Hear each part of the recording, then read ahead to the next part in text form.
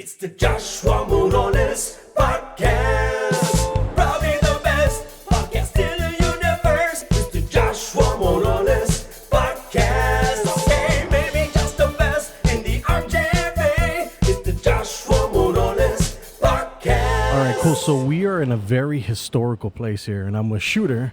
Shooter, introduce yourself and let everybody know what we're going to talk about today.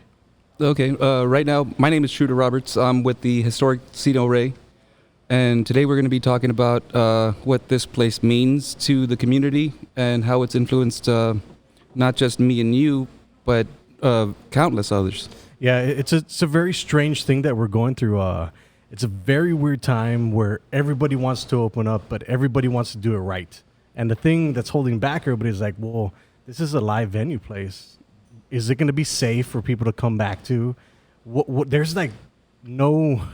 There's no way of doing it right. You just have to kind of do it and then follow the rules and regulations to the T and then make everybody feel comfortable. What are you seeing on your end? I know, but how do you really make somebody feel comfortable with, because this is unprecedented. We've never gone through anything like this ever. I've never experienced anything like this. Yeah, it's a very weird thing, man. Like, I know a lot of restaurant owners that want to open their doors, but the number one thing is, do we open the doors and get people sick, or how do we do it? How do we stay sanitized? Do we have one person that just does that and that's it? I think that's the interesting question. And I think when everybody actually opens up again, that's where we're going to see the people that really want to be in this. Because I had a horrible experience. The first day that the restaurants opened, I had a horrid experience. And I was like, man, there's people that want to open their doors right now and that will do anything to open their doors again. Well, everybody's suffering. That's why. Everybody's suffering. And I had that experience. I was like, dude, you know how many people would love to have an open restaurant right now? And these people they just don't get it. And I think that's the strange thing is that here we are in a very historical place. And I think the last time I was here when I played a show here right on that stage back there, and it's been home to a ton of musicians, man, and a ton of artists. And I think now is the time that we all need to band together and really show the love back to Cine El Rey. Yeah, well, when you think about like all the entertainers that have been on there, Tintan was here on opening night. And if for those of you guys that don't know who Tintan is, just Google him and you'll find out. He's a very, very historic comedian and movie star. So he was here on opening night. So you're talking about over 70 years of like legacy. Yeah. And the people that have been through here, they're not all famous. Some of them don't get to make it, but one of their dreams is maybe just to play a song on stage. Yep. Or propose to their wife on stage, in front of a crowd, or, just a little kid trying to play a guitar. No, you're absolutely right, because there's something about stage lights and the stage presence and the actual place that is inviting. It invites you in, man. It's like, dude, you have to play Cine El Rey. Yeah. You have to be there. You have to take part of this. And it's a huge staple. How does it feel to be in the heart of downtown? Like, what I want to know is, when all these other bars came across 17th Street has a bad rep, right? The whole stigma. Yeah. What do you think about that with Cine El Rey having such an historic impact and then all this around it? I mean, we don't really fall into that category. Like there's some clubs, and I'm not knocking them, but that's not our style. Yeah. Our style, we're trying to take more of the artistic route, trying to cultivate new artists and trying to just bring people together, really. I mean, we've had people here that have sued each other. We're talking about a guy that sued the mayor, and then years later they come over here and they shake hands, and either they're not really good friends, Yeah. But they put their political things aside. We've had the gay rights people with the abortion people, you know what I mean? We've had Sister Norma here at the same time with the mayor, Republicans, Democrats. And everybody just comes together, and everybody here has a voice. That's the best thing. Yeah, I think that's what I love about this place is that it's not it doesn't cater to one person. It doesn't cater to one gender. It doesn't cater to one thought process. It's just people. Yeah. That's what I love about it. And that's kind of what the podcast is about, because I get a lot of slack. I get a lot of, I guess, negative feedback sometimes, because I do represent businesses. My clients, I do represent certain stature of business, right? Right. But at the same time, I want to be that podcast that it's okay to talk about whatever the fuck you want to talk about. I think. I can cuss on here? Oh, fuck yeah. Okay. I think that's one of the important things about freedom of speech. Like, you want to be able to have freedom of speech to go wherever you want to go and not worry about the things you're going to say having repercussions later. I think that's something that this place stands for, and I think it celebrates it really well. Yeah, and I mean, given the history of this place too, back in the 40s, everything was segregated. You had it was blacks only, whites only, and Mexican only. So if you were Mexican, you couldn't go into a white establishment. You couldn't do that, you know. And they had signs that said no Mexicans and no dogs allowed, you know, like stuff like that. And so everybody was going through that. And then knowing that now, because I didn't know about this place, the history of it up until I started coming here and working here and just being more involved in this business, in this entity. There's a lot of history, and there was a lot of segregation, and now we got that baton. So we're trying to bring people together too, you know, and say, like, just because of your skin color, you're welcome here, you know. Like anybody's going to be welcome here. What does ownership think about this? What are their thoughts about what's going on and their next step? Well, the reality is right now we're 3 months behind because of this pandemic, and we had no idea that this was going to happen. Nobody could have foreseen something like this to happen. And the next step isn't just to open, because we rely a lot on mass gatherings for large concerts. And I mean, if we open with like 50% of the capacity or whatever, we could still get a small little crowd in the front lobby or something. But at the same time, do people want to come out? You know, are people going to feel safe? Am I going to feel safe? You know, just being around that many people. Yeah, I think that's the number one thing that business owners are realizing. Like, do I open my doors and put my staff at risk? Do I put my customers at risk? What happens? There's too many what ifs, and there's too many. Yeah, there's too many variables. Just too many variables. Yeah, and then what if you get sick and you're the owner, you know, and then you go get your kid sick, and then your kid dies, or you know, your grandpa dies, or something like that. That's going to weigh heavily on somebody. Yeah, I think you all are coming from a very interesting point, because there's Governor Abbott where he wants to open up everything, and there's two opposing voices to this, right? Do you open up and get everybody sick, or do you open up and stimulate the economy? Because the economy is suffering. There's the highest unemployment ever right now. So where do you stand on that? Well, the way I think about it, I want to put people first instead of just trying to be greedy and make a couple of bucks. Like, for me, we haven't had any income here at the theater because all our shows canceled, basically. Yeah. And so there's been zero income. And then all the SBA assistance and everything that they were trying to help with, we didn't qualify for that. So there's that. And that's why we're asking the people, our fans, especially realistically our fans. We're not asking for, you know, big corporations to donate money to us.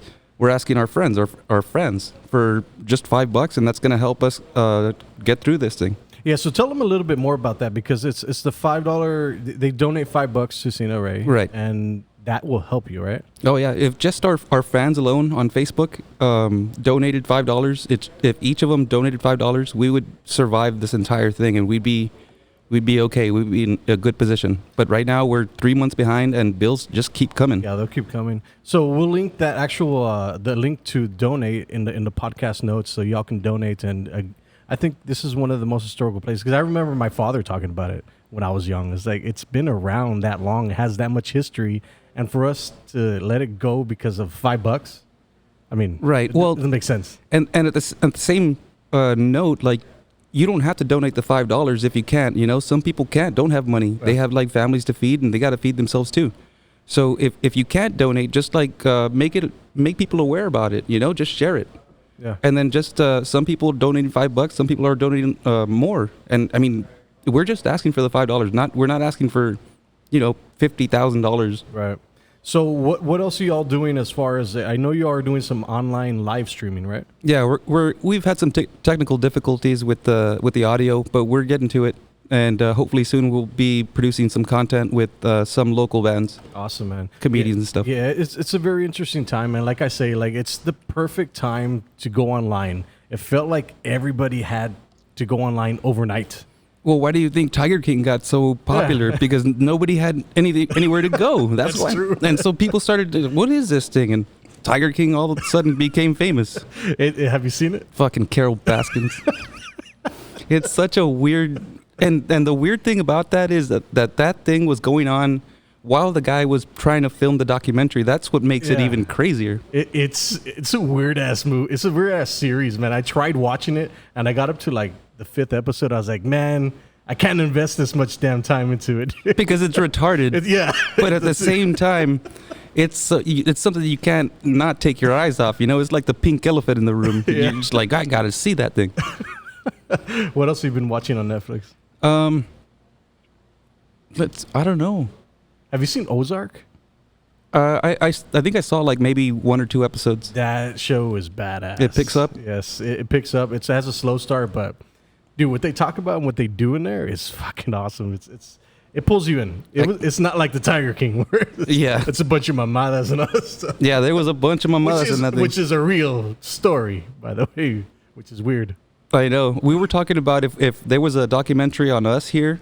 We're just so weird, man, because we do so many events. Like one day we'll have like a children's recital and there's a bunch of families here. And the next day we have an erotic ball. And the next day we have a Christian concert, you know. And the next day we have a political rally. And then the next day we have wrestling, you know. Like there's just so much stuff that goes on. What's the weirdest thing? Okay, what's the weirdest act do you think that's come through here? The weirdest act.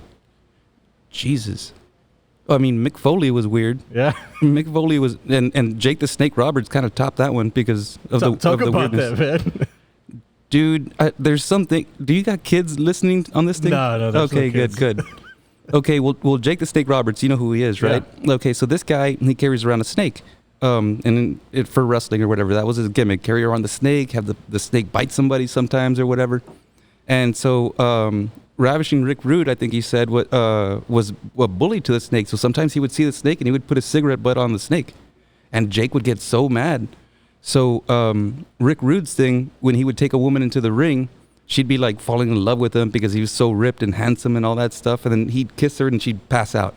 That was his gimmick. And he always knew that the girl was in the audience. He always knew that girl because she was a plant, you know. He picked up like a stripper or some, you know, streetwalker or something like that. And so Jake thought, I'm going to get back at this motherfucker. So what he did was he found out who the plant was going to be, who the girl was going to be.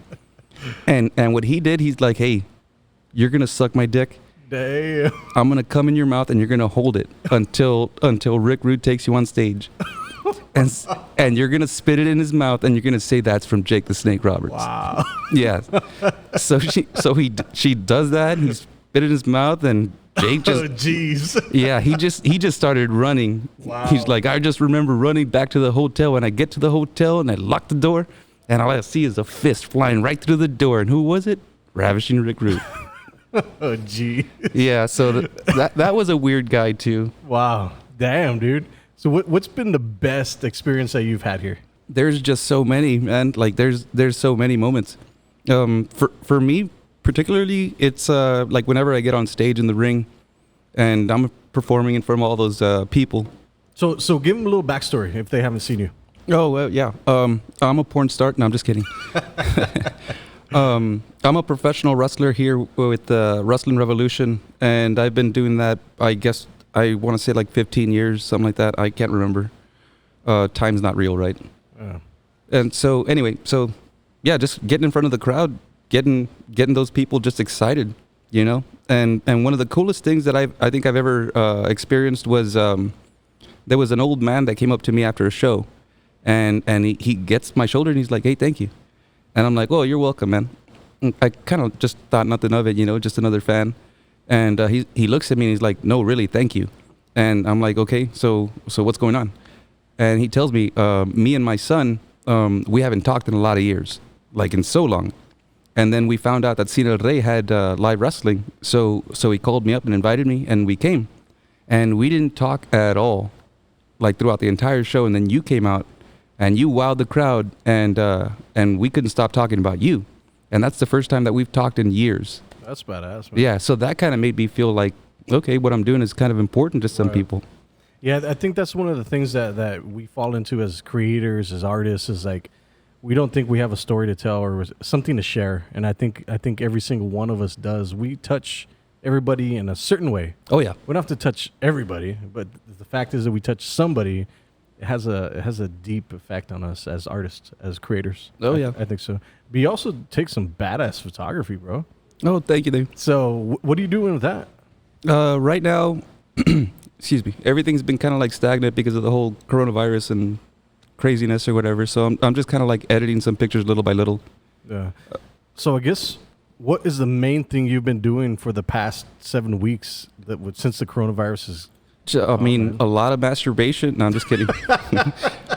No, we've been Porn sites have been crashing because of you. Seriously. We've been doing a lot of repair on equipment here at the theater. A lot of equipment's just kind of like outdated, so we kind of just got to clean everything and see where everything's going to go. And it's been a long time since we've done that because we just don't have time.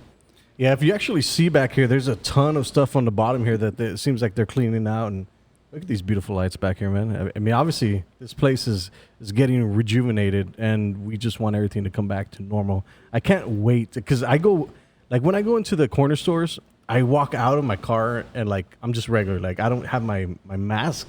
I'm like, fuck, I forgot my mask, man. So I got to go do the walk back to the car. Oh, yeah. It's kind of annoying, dude. It's like, fuck, when's everything going to get back to normal, dude? Yeah. And then will it? And then when we get back to normal, like what is normal? Yeah. You know what I'm saying? Yeah. Like how are people going to act like with each other?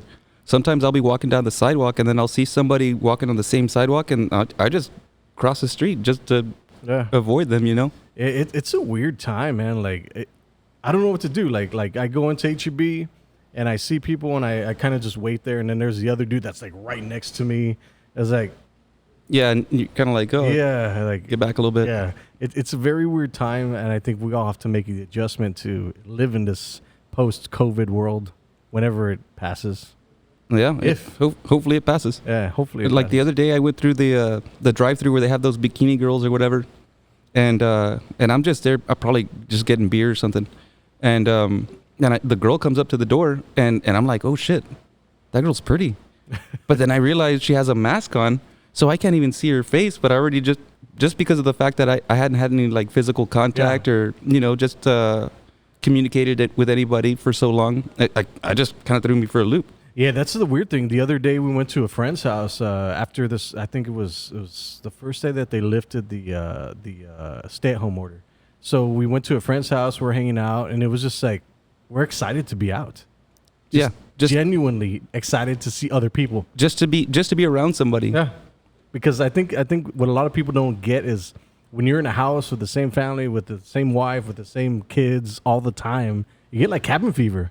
It's like, dude, I need to do something. I need to get out. I need to do something. So we as humans crave that one anotherness or talking to somebody else, dude. Yeah, just having a conversation. I think it's important. Yeah. Social media worked for a little bit, but then at the same time, like, it's not the same as being around somebody because you get an energy with somebody. You vibe with them. Yeah, it's weird because I do a ton of Facebook stuff, a ton of YouTube stuff, and looking at a camera versus having a conversation. Oh yeah. Or on the phone doing a podcast just isn't the same, dude. I had to get back like having this one-on-one interaction. It's completely different, man. Yeah, you can feel somebody's energy, and we talk about different stories or whatever, and that's a good feeling.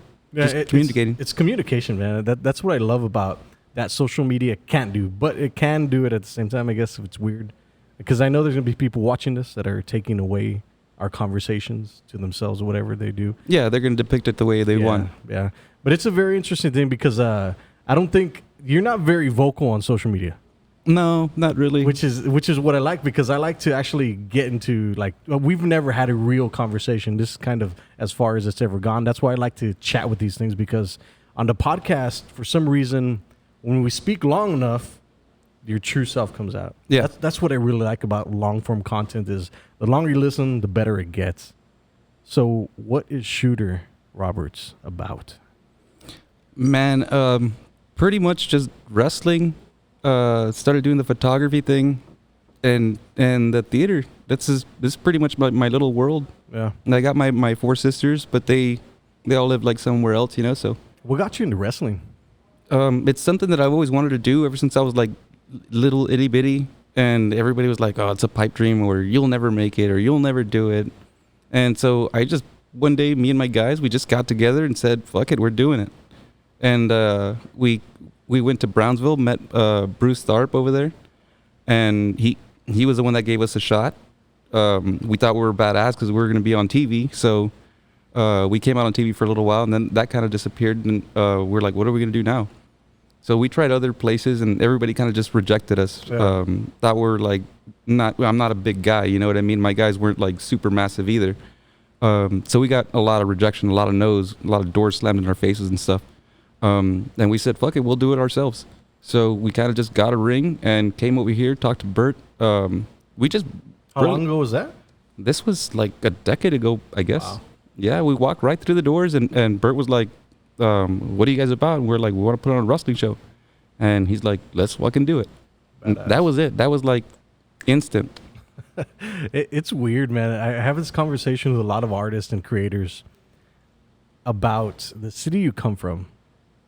Do you feel that this city that we live in here, I'm not going to name it, do you feel like they give back to creators and artists? Because I feel like they don't. Yeah, no.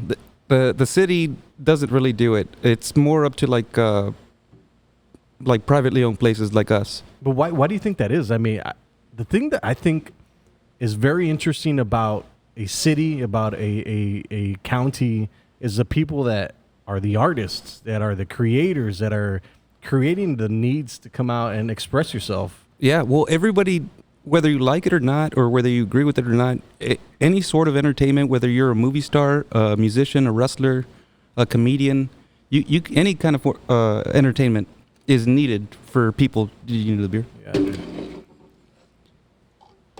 That's a strange thing, dude, because I always have that conversations like... Well, I think it's essential to be an entertainer. No, I really do. I do think that. I do think that too. I just feel like, man, there should be more in place from the city's perspective. Like, hey, let's give back to these people that are entertainers, that Right. are giving back to, like, for example, like YouTube. My YouTube audience reaches people around the whole nation. Right. And if I say my city name, well, that name's getting out. You all have a reputation here. You bring in a ton of people that travel throughout the world. And Right. They talk about this one thing. I was like, I think that's kind of says more about who we are wanting to give back to our city than the city's actually giving back to us. Well, it's the passion that you have for what you do, you know? I think that's what it boils down to, and that's people have passion for what they do, and that's really what's important. Yeah. No, I agree. I guess the business part of me feels like the monetized part of it, like get compensated for what you're doing. You're attracting these people to, like, for example, like South Texas Comic-Con brings in a ton of people to the McAllen Convention Center. Right. And they have a huge economic impact. Right? So I think the same thing on a smaller scale is what we're doing pretty much weekly, daily, by what we do as artists, as creators. And I think there should be something in place where it gives back to these. Yeah, no, I agree. Because a lot of people think that being in show business or a touring band or something like that it's like glamorous and everything. Yeah. But it's really not, and there's really not a lot of money to be made with that. It's more like of a passion of yours to go pursue it and do it. Yeah. You know, a lot of us have like side gigs, you know, where we do this thing that we love, and then we also go somewhere else and make some money. Yeah, I think the world of the internet's a very interesting place, because my goal for me is to extract as much money as I can from the internet. That's been my plan for the past 5-6 years, and I think the time is now for people that are creators that want to share their stories on social media or on YouTube or any venue on the internet.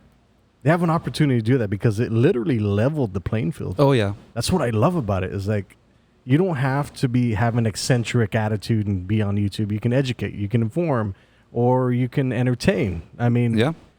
There's a niche for everybody, and the internet has literally leveled the playing field for that. Yeah, but there's also a connection that the entertainer has with the audience too.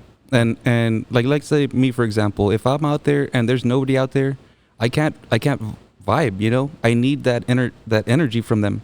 Yeah, no, you're absolutely right, because when I was playing a lot with the band and there was just a few people out there, it's like, do I really want to play this game? Yeah. But You still give a good performance Yeah. regardless. That's that's a given. Because anytime that I go out there, I'll give my best, even if there's 15 people. I don't care. Yeah. But then if you have a sold out crowd, you're like, oh shit, Yeah. se te para. You're like, oh, I'm getting for out. Sure, man. It's just a very interesting dynamics that us artists and creators go through. It's like, shit, man. Like, come on. You want to give everything. And it's like, let me ask you about that, because a lot of people talk about supporting local. Let's talk about bands specifically. I feel like or even wrestling. I feel like whenever do you have to leave the Rio Grande Valley to become successful? No, I don't think so. I think right now, what we're doing here at the theater, we're trying to cultivate the new artists. And there's been a lot of artists that have come through here, like Cristela Alonso. She's performed on this stage, and she's from here. Valente Rodriguez, he's from here. You know what I mean? He didn't have to go anywhere, and he's rubbing shoulders with George Clooney. You know. Yeah. So you don't have to leave the valley like to be recognized or be known. I feel like I feel like a lot of people here, they gotta go, like, for example, like bands, they tour around somewhere, and then they come back, and then that's when they're like, oh, these guys are badass. Like, you have to go out and build that crowd somewhere else, and then everybody's like, oh, cool, man, these guys did it. Like when we play 6th Street isn't like a huge feat to go play. Right. But we did it, and they're like, people are like, oh, you played 6th Street, that's cool. Yeah, they pay you $50 for the whole fucking band. Right. You play on 6th Street, and then they shoo you off. So I think those are the things that people don't really realize, that it comes with that. Like, you can go out and do these badass things, but at the end of the day, it's not as glamorous as you thought it was. It never is. It's like they say, never meet your heroes. I mean, just don't go out there and do those gigs too. You know. Yeah. There's money to be made, like in these local gigs too, if you really try. Yeah. I know Raymond Horta has sold out this place. He's made quite a bit of money here too, like back-to-back shows and stuff like that. So and he's local here too.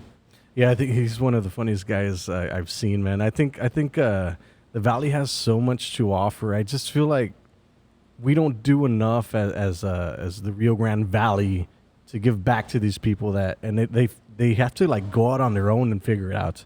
They don't get like a nudge from like a business loan from the city or maybe to buy equipment, a guitar or something like that. Just they figure it out. Yeah. And I think also maybe at the same time, that's what it is. That's what needs to be done, because like for me, when people don't support me, I'll just go out and fucking do it anyways. Well, that's what I did when we started wrestling. We just said, fuck it, let's go out and do it. And then we did it, you know, and money came out of our pocket, but we were doing it. Yeah. What was your best memory of wrestling? Of me wrestling? Yeah. In the early days. Oh man, in the early days, dude, I would do so much crazy shit off the top rope, and now that I got older, I can't do any of that. How old are you, man? Never tell. Never tell. There's people that are gonna be watching. They're like, that motherfucker never fucking told me. I swear, dude. You've never told anybody. Never. Not even my own family will tell you. Jeez. I'm like a woman, but you know, without hair. Without hair. Mm-hmm. So is Cine haunted? Are there any horror stories? No, nothing like that. I've been here at all like hours of the night, day. Nothing. Never seen nothing. There was a time where somebody told me a story about the women's restroom. Sorry, ladies.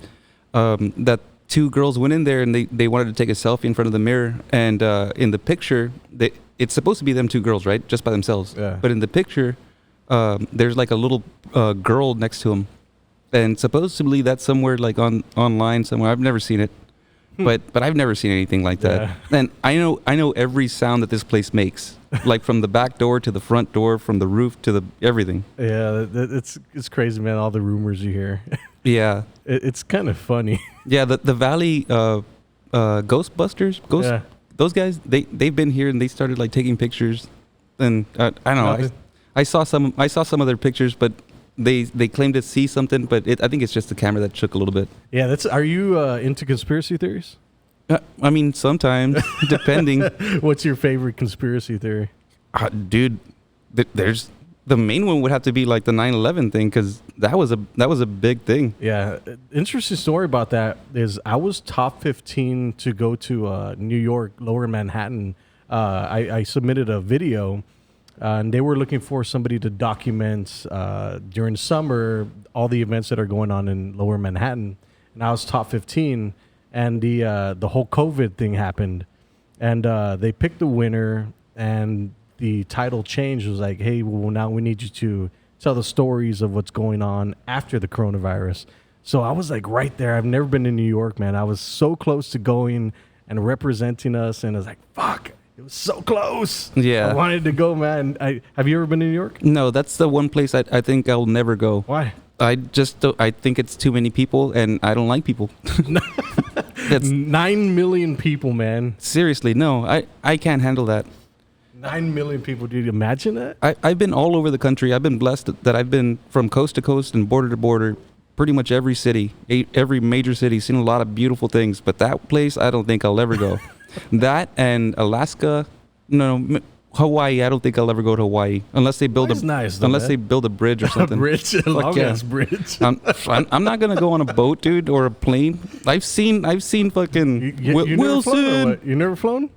Oh no, I've flown. Oh, you've flown. I'm not gonna fly over a big body of water. Fuck that, dude. I'm gonna have a fucking volleyball as a best friend. No, thank you, man. Did you imagine that? Would you think you'd be able to survive? We survived the coronavirus. survive this quarantine. No shit, man. What's the one thing that you miss the most about, like, actually, you're in quarantine. What's the one thing you miss the most? Actually, I didn't realize this, but I miss my friends. You know, just talking to people that I enjoy talking to. People. Just people, customers that come in or whatever. Everybody has a different story. I'm like what do they call those, therapists? Yeah. Yeah, so I'm like a therapist to people. So I had an idea for a bar. I had pitched them a long time ago. It was about having a YouTube or Facebook series about the craziest stories that customers say from bartenders' point of view. oh shit, that's gonna be crazy. Let's hear one. This is not good. This is not gonna be good. Well, in the early days, this was the weirdest one I think that I could probably get away with saying, and it's still pretty bad. There was this girl. She came in here and she started talking to me. She was being real friendly. She's like pretty cute or whatever. So she started flirting. I was like, yeah, cool. This is awesome.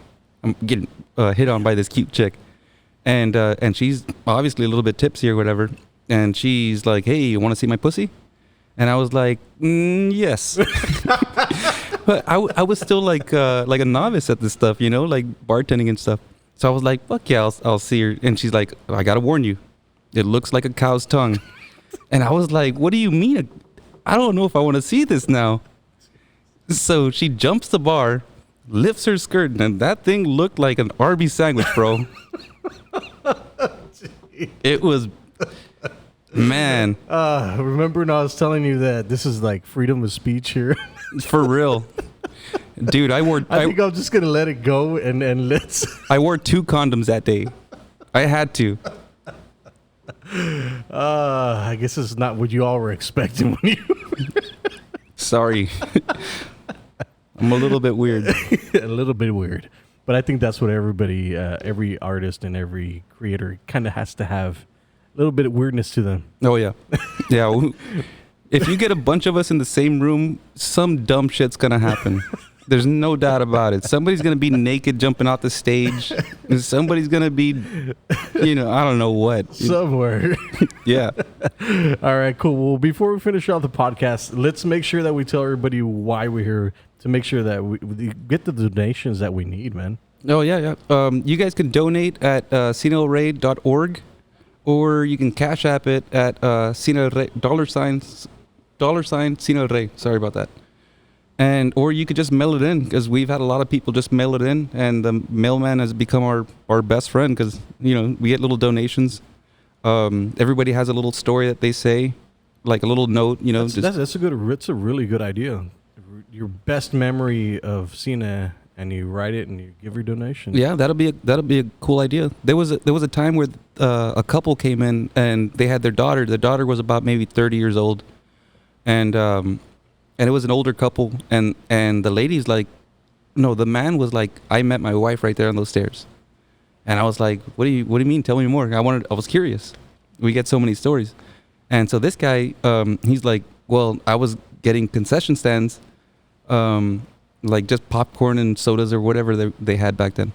And I was going up the stairs and she was coming down the stairs and I saw her and I said, I got to meet that girl. So what he did was he threw all his stuff in the trash can and went right behind her in line.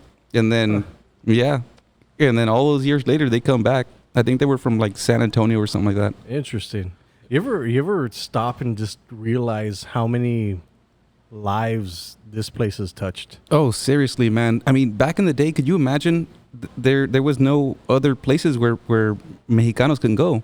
So this place was like a hot spot. And then back in that time, it wasn't just to come watch movies, but it was also just to organize for farm workers. Interesting. And yeah, so like guys like Cesar Chavez and people that were orchestrating those things, they didn't have cell phones back then, Right. or like cell phones or texting or nothing like that, no social media. So what they did was they came to places like Cine El Rey, and then they would say, okay, the house meeting's going to be at this guy's house, and then sometimes there was no street signs, you had to go by landmarks and stuff like that. Interesting. You ever look back and like see how fast the internet has grown and how like technologically advanced we are? Yeah, just looking at your camera right there, I'm just surprised how small it is. Yeah, I don't think people really get that. I think they think that I use a lot of fancy equipment, but I mean, this is kind of fancy, but for the most part, I'm using a DJI Osmo to record us. It's tiny. Yeah. It's awesome. It's cool. Technology is there. I think a lot of people that want to jump on the trend and create and be an artist, this is the perfect time for you because you can explore your ideas. You can do whatever you want to do, and without very much repercussions, I think, unless you're like being watched all the time. But I mean, even then, who gives a shit, right? Right, yeah. And there's always somebody that's going to buy the content or going to be into it. There's always somebody out there that's going to be like into your thing. Yeah, your fans. I mean, and I think that's what we go back to here to Cine El Rey is donate, just give back to this place. It's obviously touched a ton of people, and we want to keep it around, and we want to keep it around as long as we can. So, Shooter, one more time, let people know where they can donate. Yeah, cineelrey.org, or also Cash App at $Cine El Rey, or you could also mail in your donations if you like. Let's hear one more crazy story because I got to keep you on here to tell you another crazy ass story. Man. Yeah, sorry.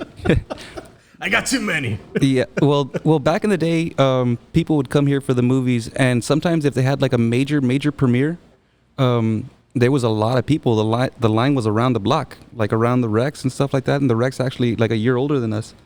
So anyway, the line would go around the block, and back then they would do like double showings or matinees or whatever, and so there was so many people that they couldn't let them out through the front because there was already people in the front for the next showing. So what they did was they made them exit through the back area, through the alley, and then everybody would just go back about their lives or whatever. And then the next group would come in. But people would rush in through the doors because they were so excited to watch this new movie that just barely came out. And this one year, I don't remember what year it was, but this lady got trampled, and she died right there in the front of the doors. Yeah, crazy. Like, it was pretty bad. That's how bad. I'm just kidding. That never happened. Oh, jeez. That never fucking happened. No, but I'll tell you what did happen. You said that so convincingly, man. Fuck. Yeah. No, I know. Sorry. There was no dead lady. but there was, like I said, we do a lot of crazy stuff. So there was one time that we were having like an erotic ball or whatever, and there was people just like, with little pasties and stuff like that. And I kind of like that. Like, you get hot chicks, just walking around kind of half naked. It's cool. So anyway, so it's starting to get to closing time, and I'm looking at Bert like, hey, let's close up. Like, let's get everybody out, And he looks at me, he's like, well, tell the security guards to pick up all the beer. And so the guards pick up all the beer, and the music keeps going.